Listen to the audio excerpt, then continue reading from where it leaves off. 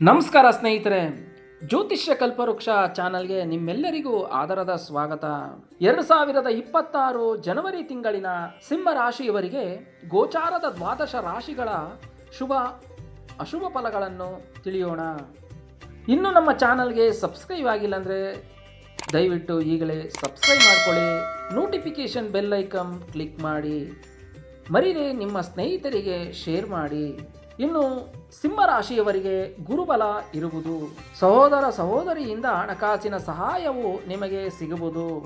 ಇನ್ನು ಎಲೆಕ್ಟ್ರಿಕಲ್ ವ್ಯಾಪಾರಿಗಳಿಗೆ ಒಳ್ಳೆಯ ಲಾಭ ಸಿಗುವುದು, ಬಟ್ಟೆ ವ್ಯಾಪಾರಿಗಳಿಗೆ ಒಳ್ಳೆ ಲಾಭವು ಸಿಗುವುದು.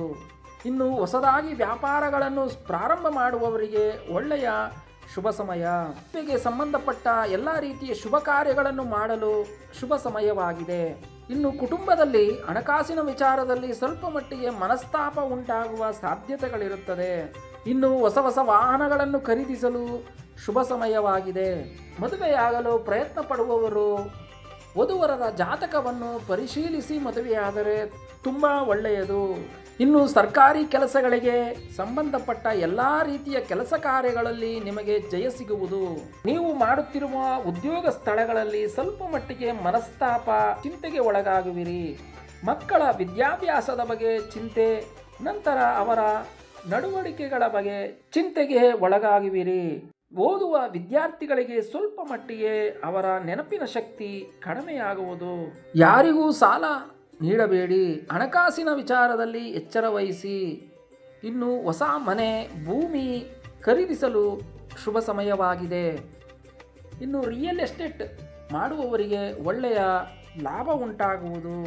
ಇನ್ನು ಬೇಕರಿ ವ್ಯಾಪಾರಿಗಳಿಗೆ ಒಳ್ಳೆಯ ಲಾಭ ಉಂಟಾಗುವುದು. ಸ್ನೇಹಿತರೆ, ಕೆಲವೊಂದು ಬಾರಿ ಆತುರಪಟ್ಟು ಕೆಲವು ನಿರ್ಧಾರಗಳನ್ನು ತೆಗೆದುಕೊಳ್ಳಬೇಡಿ. ಆರೋಗ್ಯದಲ್ಲಿ ಸ್ವಲ್ಪ ಮಟ್ಟಿಗೆ ಏರುಪೇರು ಉಂಟಾಗುತ್ತದೆ. ಇನ್ನು ಚಿನ್ನ ಬೆಳ್ಳಿ ವ್ಯಾಪಾರಿಗಳಿಗೆ ಒಳ್ಳೆಯ ಲಾಭ ಸಿಗುವುದು. ಕಬ್ಬಿಣ, ಸ್ಟೀಲ್, ಸಿಮೆಂಟ್ ವ್ಯಾಪಾರಿಗಳಿಗೆ ಒಳ್ಳೆಯ ಲಾಭ ಸಿಗುವುದು. ಮೂಲ ಜಾತಕದ ಶುಭಗ್ರಹಗಳಿಂದ ಹೆಚ್ಚಿನ ಲಾಭವನ್ನು ನೀವು ಕಾಣುವಿರಿ. ಇನ್ನು ಪರಿಹಾರ ಎಂದು ಹೇಳುವುದಾದರೆ, ನಿಮ್ಮ ಕುಲದೇವರ ಪೂಜೆ ಆರಾಧನೆ ಮಾಡುವುದು ತುಂಬ ಒಳ್ಳೆಯದು.